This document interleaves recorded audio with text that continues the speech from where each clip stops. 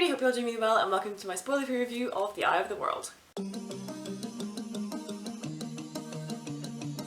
So it's happening, I am finally getting around to starting the Wheel of Time and I have just finished the first book. I had seen the show already, so if you haven't seen my spoiler-free review for that, definitely go check that out. I decided to have a bit of fun with it. I decided to go into the show completely blind, having not read the books, just to kind of get my opinion of it and how well they explain things and stuff to a non-book fan, before then jumping on into this massive series. So this is me now reading the books, having seen the first series of the show. A quick synopsis of this book is, it follows a group of villagers in a small middle-of-nowhere village called the Two Rivers, preparing for the annual Belltime Festival when the arrival of two strangers set everyone on edge. And then not long after their arrival, the village is attacked by these humongous creatures called Trollocs, creatures that serve the Dark One, and who most people in this village consider to be creatures lost to myth and the time. The two strangers reveal that the reason the Trollocs had come to the Two Rivers was because they were after our main characters, so they flee in the night, trying to lose the trail of the Trollocs and stuff, and keep their loved ones safe. But they're starting to question, why are the Trollocs after them, and can they trust the two people that they are riding away with? And that's a sort of general sort of sense of the first kind of book. Yeah, there's a lot that goes on in this, it's quite difficult to explain, and obviously it's the first book in like a sort of 14-book series, so yeah, I have no idea where it's going to go after this first book, but yeah, let's just sort of dive into it. Apologise for the rubbish plot though, because the series is an epic fantasy and it recently has a show adaptation, as I said, so if you haven't seen my spoiler-free review of that, definitely go check that out so you can get my blind reaction to things. However, I am going to try and keep this as a spoiler-free review of the book in and of itself, with no, not bringing in any of my thoughts about the show and stuff. I'll definitely do a comparison video though in the next coming weeks, so to stay tuned for that. I really liked this book though. It was a chunky book, like, this is 800, 900 pages type thing. But I never got bored of it. I felt it was really well paced and well balanced between its action and its character and stuff. I was able to just pick it up and read it. I quite often find with big books that after about halfway through I get a bit kind of scunnered with it, I get a bit sort of, bogged down, but I felt that The Eye of the World was just such a very easy read. It was very easy to just go back into this world and see these characters and see what they're getting up to, so that was really, really well done. You get a few points of view in this book, but you mostly get Rand, who is sort of the main character, and you do jump to other characters' point of view a couple of times when the characters all get separated about halfway through. And I did like that the author chose to do this. It helped keep things consistent with the majority of the book being from Rand's point of view.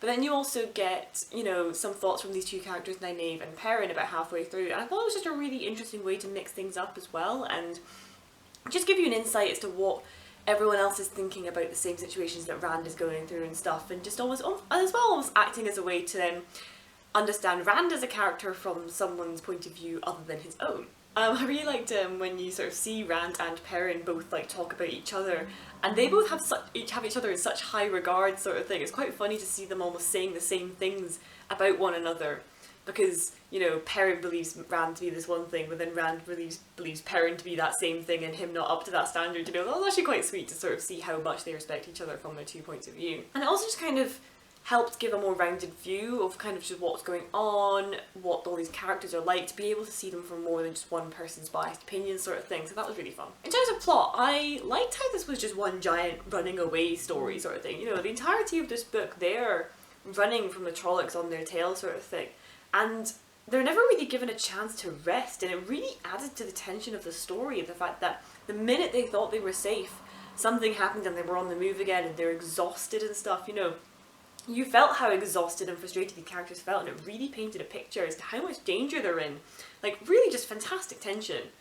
And I liked that we got to see our characters in their village life to begin with. You get a sense for how this world works, their friendships with one another, and their characters when they start off, before everything goes to shit, and later then when they're separated. I feel like we got to then see smaller character interactions rather than being in this big group. I like when you have a huge cast of characters, I think it's always a really good idea to try and split them off, so that you can see how they interact in smaller groups and stuff, and kind of just get a sense of like the individual friendships within the wider whole.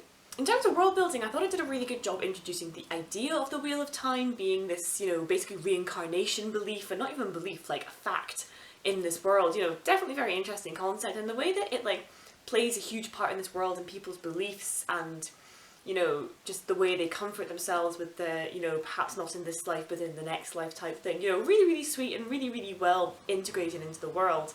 You know, the idea that things have been lost to time, you know, magic and stuff that exists, you know, they're kind of regarded as myths in these modern times. And it was just a really great touch, and it almost adds to the epicness of this story and this world, just the idea of things having spanned a huge amount of time and understanding, you know, the rise and fall of all these cities and myths and ages and stuff. You know, it just added to this sort of intense world of this turning wheel of time as well. You know, it was just, I don't know what I'm trying to say about it, if it makes any sense. I just really, really liked how Robert Jordan built that into the world and stuff. You just get this really grand sense that there is something going on. Absolutely fantastic. And as well, just also like just the world building in and around kind of the world, you know, these people from the Two Rivers and stuff, they've got no idea what's going on in the outside world because they're such a remote village. And they also don't need to, you know, they have a small, simple life, you know, they don't need to know about the Queen and the Aes Sedai and all the politics going on unless it affects them sort of thing. I don't know, I just really kind of liked that almost. The Aes Sedai were really intriguing, you know, these are sort of the magic people in this world, and they're all women who can touch the magic, which is known as the one source, one power. You know, and I like how we got a little bit of information about them, but not too much to be overwhelmed. Like, we get an explanation as to, like, who they are and what they are in this world, and then you don't get too many in-depth explanations. Like, you don't know about the different coloured Ajas, you know, we mostly just see what the Aes Sedai are like through the character Moraine, who we spend a lot of time with, and even she likes to be quite mysterious, you know. So there's a lot to this world, and we get the basics in this book, but I have a feeling it's only going to get bigger once we go in. But as a set-up book, to be honest, there's lots of like plot threads that it lays with the Ogiers as well, and the Queen and her children, the false dragon, you know, lots of stuff going on and things. I have a feel that, you know, it introduces almost in a sort of flash sort of thing. Because this is such a big book series, I kind of appreciate that it's just introduced it in this early stage, and we're definitely, I think, going to be circling back to it. Okay, now I really have to talk about the characters, because Wheel of Time is famed for having thousands of named characters, but I'll just go through our main group. So starting with Rand, he's definitely the main protagonist because this is mostly from his point of view, and I really enjoyed seeing things from his worldview. You know, he's a very sympathetic character who goes through a really great arc in this first book. Like, of all our main characters, he's the one that definitely has the biggest growth over just this one book. You know, and he handles a lot of the shit that gets thrown at him, as well as revelations early on that mess with his entire identity and everything he's known growing up, you know, for his whole life. And it does take a lot of the book for him to come to terms with that, you know, which I thought was just really, really well done. You know, this is a long book, and he takes a lot of this time struggling with that almost identity crisis and stuff before the end, where he's almost resolved it but not quite or something. And again, it's something that I'm really looking forward to seeing getting picked up again later on in the books. You know, he's a really sweet farm boy who just has to deal with everything that happens to him, and he's not really ready for it, but he's just trying his best, and he's just a very compelling main character. I liked seeing his point of view. He was just really sweet, and you know, he had his flaws and things, but really, really great character. I just really like Rand. Matt was another really interesting character. You know, he's the sort of joker of their friend group, always getting them into trouble with pranks and stuff, but the stuff that he goes through in this book is definitely going to have lasting problems, like holy shit. I liked seeing him and Rand spend a lot of time together, and how clearly he cares for Rand. You know, their friendship was so sweet to see, especially as they deal with everything that they had to deal with. And, you know, later on in the book when Matt's getting suspicious of everyone and everything around him, the fact that he still sees Rand for who he is and still trusts him and stuff. You know, it's just really sweet that the author's taken that time to really show the bond between these two people, you know, really, really great. And he's a really interesting character. Again, lots of groundwork laid here. Cannot wait to see where that's going to go in the future books and how he's going to develop. Parrot was another really interesting character. I was not expecting to be as fond of Parrot at the end of this book as I am. Goes through a lot of revelations in this book too, almost similar to Rand's kind of thing, with sort of almost an identity crisis. He was really great when we got to see things from his point of view. You actually got a sense as to how smart and observant this character is, and how he picks up on other people's opinion of him. You know, he's a very clever character, but he keeps himself to himself, so a lot of people have this idea that he's actually quite slow and not stupid, but like perhaps not as quick as the other ones, but it's actually just because he's just taking his time to think things through and be logical and, you know, see the bigger picture and stuff rather than just jumping and things. Like, he's a really, really great character. Him and Egwene spending time together was really super sweet. He's very protective as a friend, and he's just a really sweet character. You know, as I said, I was so surprised as to how much I actually enjoyed Perrin's character. Again, excited to see what the stuff that happens to him here is going to mean for the future. Fantastic stuff. Now, before I talk about the girls, I just have to talk about this one thing that really pissed me off about this series and this book. All you people on my Wheel of Time reactions that told me, oh yeah, the women characters are actually really well written, and you know, it's like a matriarchal society and stuff, so it's actually very ahead of time. Y'all lied to me, because this is exactly what I was expecting when I said that I didn't think that the women characters had been written particularly well. This is what I meant. I'm going to explain myself. Yes, there is a matriarchy. Yes, these women are respected and stuff in their own opinions. However, it is only the women that are given the most annoying, childlike dialogue in this series, and I cannot believe that that's just a coincidence. You know, the women, Nynaeve and Egwene are seen as almost overly emotional and given just dumb dialogue, as I was saying. The general attitude of men towards, and like Parrot and stuff towards them, very felt much like, oh, we just do as they say, because like otherwise we're just going to be nagging and annoying until we do. Like, there's just a complete lack of respect from the men towards a lot of the women characters in this series, despite the fact that it's supposed to be a world where men and women are almost on equal footing. You know, like in the Two Rivers, there's the village council, which is the men, and then there's the women's circle. And, I mean, first of all, that right there, you know, the women aren't allowed to be on the village circle, they have to have their own thing, you know, where they just kind of pop in and out and I don't actually make decisions. Like, that just doesn't scream equality to me. It screams, oh, well, we just gotta let the women have their own little thing so that they stop annoying us, sort of stuff. Like, it just rubs me the wrong way, sort of thing, and it's exactly what I was expecting from this series when I made the statement, the women aren't written particularly well. You know, the way people talk about the women's circle, it has this air of, oh, we just, you know, they like to decide things without us and we have to go along with it because otherwise they'll be annoying about it, rather than because they're respected as leaders of the village. You know, Nynaeve is constantly having to fight to be taken seriously, partly because of her age, but I think also because people don't take the wisdom of the village seriously. And it's like, why are you going to build this series that is supposed to have women in these powerful positions and be in charge when everyone is not going to respect them?